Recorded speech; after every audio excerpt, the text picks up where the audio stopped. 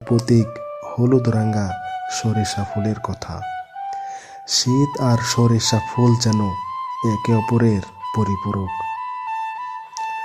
ভোরের বিন্দু বিন্দু শিশির তখন হলুদ ফুলের শরীর জুড়ে।